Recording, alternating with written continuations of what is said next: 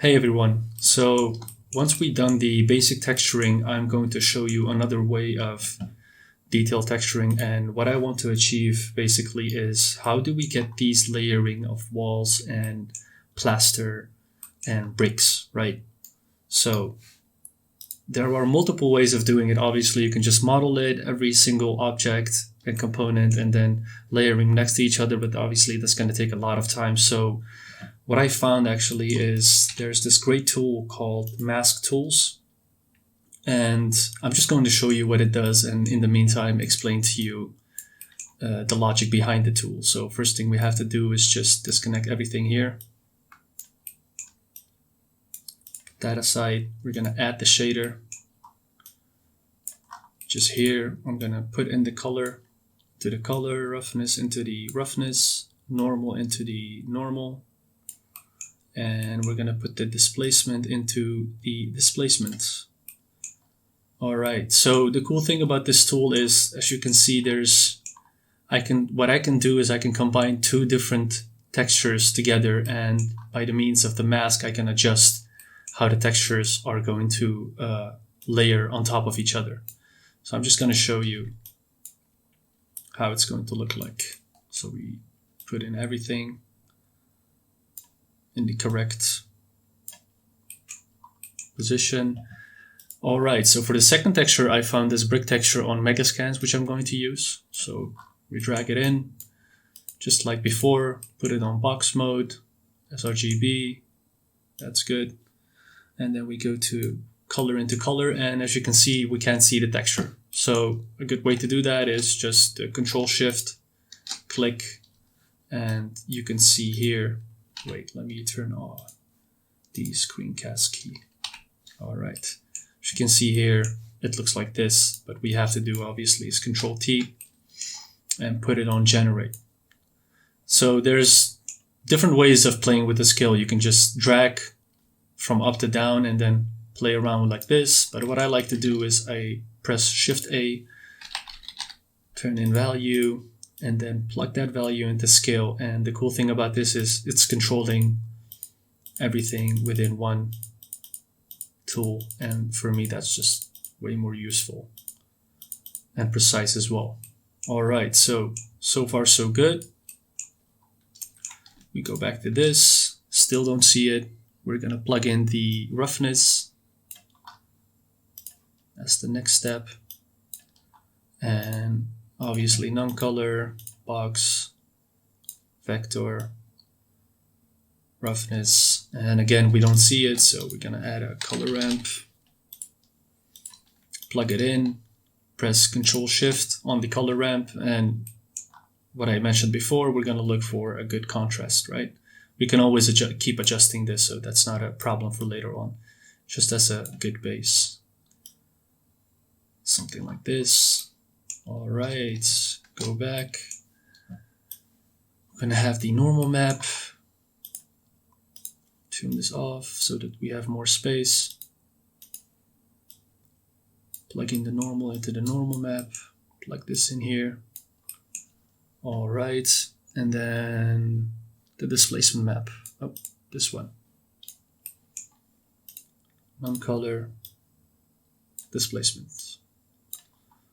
All right, so far we don't see anything, right? But before I start doing that, let's just group everything so that it's not as, muddled here and unclear what we're doing. So what I usually do is I just drag everything from this section and I press Control G.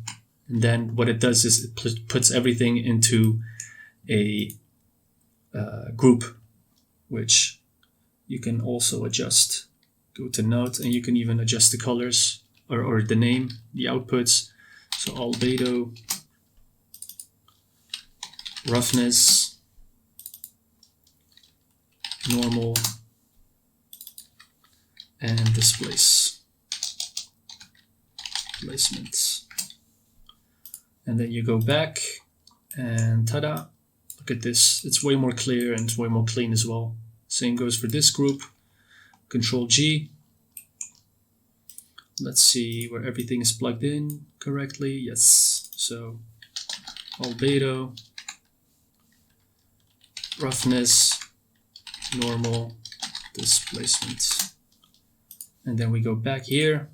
All right, everything is at its place, right? And it's a bit more clean as well. And this is what we are looking for, obviously. So what we do right now to, put in the shapes of the broken concrete, so we go back to the mask tool and we're gonna add a grunk noise. We're gonna add the shader. We're gonna plug this mask into that part, right? So let's see, we're gonna play with the redefined, just play with the scale, contrast, and there you have it. We can already see, of course, I thought I forgot something, and this is what I forgot, is put it in a box. What's in the box? It's my Brad Pitt moment. All right, let's see. It still looks a bit off, so I think, yeah, I thought so. Yes, this is exactly what we want. You see this? Now we see all of a sudden layers, but we're gonna get into that even more in a few moments. So I like to have like a strong contrast, something like this. And as you can see, we see all these lines and stuff, right? And this is not what we want, obviously. We want like layering sticking out, of course. So first thing you have to do is you go to your material output, material properties. You're going to put it to displacement and bump. Nothing changed much. You still see these lights. And the reason for this is because displacement works with, there's not a lot of subdivision in the model. So that's why, because it's flat, the displacement isn't working correctly. But the way to change that, let's just put it on the render again, is you go to modifiers, you add a modifier. What you do is you remesh it, you put it to sharp, 7, all right. And what this basically does is if I go to, let's see if we can find wireframe, you see all of a sudden we have like more subdivisions in this model. Let's put it off, all right, but still not where we want to have. So we're gonna add a subdivision surface and put that on 1 is good so far. Let's play around with it. So obviously what we want is the brick to go in instead of out. So a good way to do that is what you do is you search for invert and you invert the displacement so that it goes in like this. But you notice that it's also inverting the brick model or brick texture. So another way to fix that is you add another value, invert, and then you put that in the displacement there, and voila, all of a sudden we have layering here. And if I play with the scale, too much, still too much, something like this maybe, or actually that was good where it was. Ooh, all of a sudden we have layering, right? And the more you add to the levels in viewport, obviously, the more detailed it's going to be, the breakups. So maybe this is a bit too much, so we're just going to play with the scaling. Put it back. Something like this. And I implore you guys to just play around with all of these and see what works the best for you and see how you can get the desired results that you're looking for. So let's just hide this real quick so that my PC doesn't go as slow, so that we can just see if we can find like another version. Something like this I like, not too much maybe, and then you do so obviously the contrast is, the more you put in, the contrasty it is, and the more layering it is, and the less you see that. So what I love about this tool is I just have so much control on the breakups, and I can do a lot with it, Play with the scaling, something like this would be cool. So let's just keep it to that. Let's open it up. And look how beautiful this looks, right? This is exactly what we need. And the funny thing is, if we go back to the viewport shading, it still looks flat. But if we render it, it looks like this. And this is exactly what we were looking for, right? So how to add the other layering of the plaster. If we go back to our references, you see you have these broken wood plasters, and this is what we are also looking for. Well, there are multiple ways of doing that, but what I like to do is just I add like a flat plane, flip it, make it small again, and I go to, let's see, surface. I add this texture, which I also found on Megascans. We're gonna add it. Oh, let's, by the way, if you, let's say like you lost your materials and stuff, you don't know where to get back, like how to get back to it. All you have to do is press home, goes immediately to your texture. Useful thing. So let's put it, plug it in. This is how it looks like. And this is the second way of doing, let's just copy this slide, of doing displacement. Instead of doing it internally through the PBRs, we're going to do it externally through modifiers. So what we do is we add first thing we do, is you subdivide it. And this is a cool trick as well. So you have this thing called Shift R, and Shift R, what it does is it replicates the same action you did the last time. So because I subdivided once, I can press Shift R, and now it's subdividing again the whole time. And this means for any tool that you're using.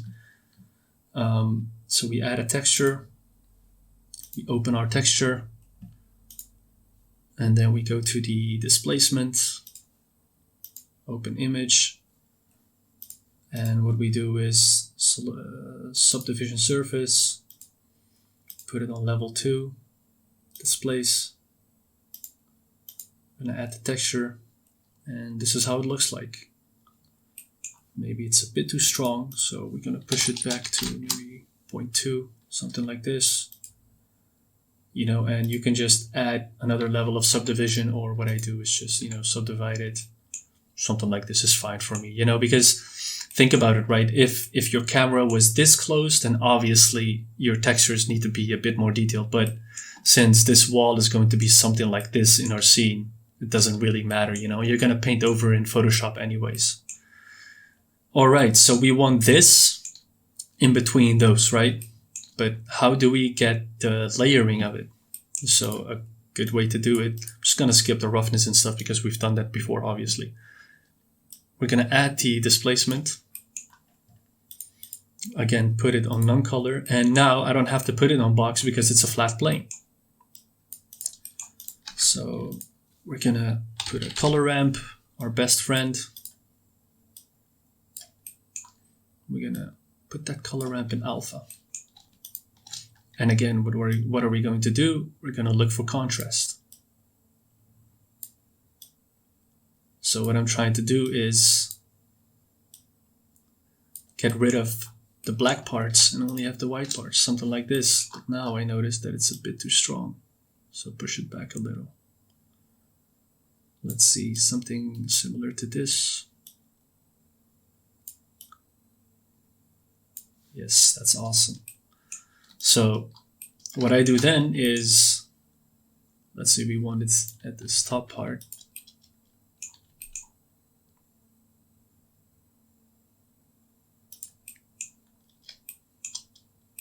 Oh yeah, look at this. This is exactly what we were looking for, right? The layering of it.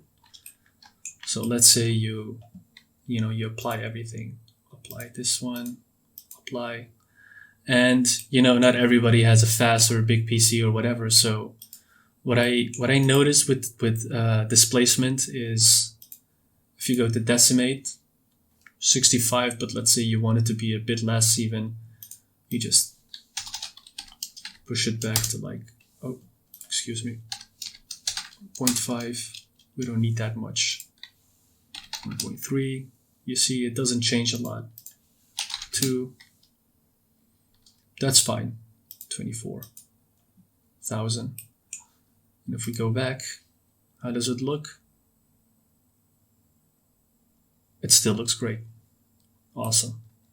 So what I like to do then is you just go into, let's do it here, right? Go into, and just delete the parts that you don't need. So obviously for this one, so I press Control and then right mouse click, and I can just select the parts that I want to delete. It's not going to be visible anyways. And then if we go back,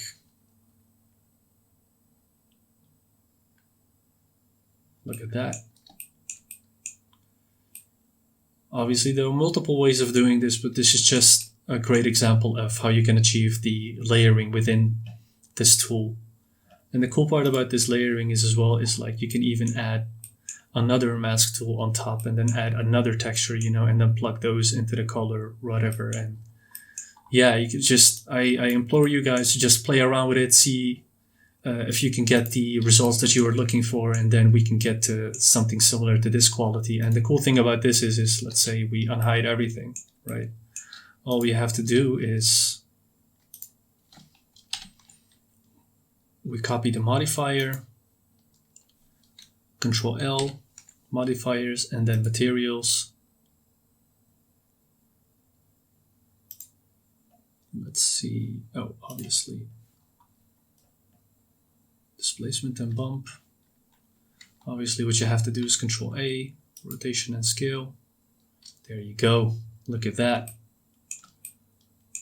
Just by figuring out one wall and the texture and how the light falls on it, we already figured out all of the walls. And that's exactly how you're going to, you know, be faster in your work. Modifiers, Control L, materials. And obviously it doesn't work the way we want it because you have to press Control A, rotation and scale. There you go, another layering of walls. And then, you know, what I do is just, I have one already copied and I just place them everywhere. You know, just around the areas that your camera is so that you don't make your scene too heavy. Same thing for this, Control L, modifiers, Control L, materials, and then select this one. And then what we do is rotation and scale. There you go, another layering of wall. All right, guys. See you guys at the next step.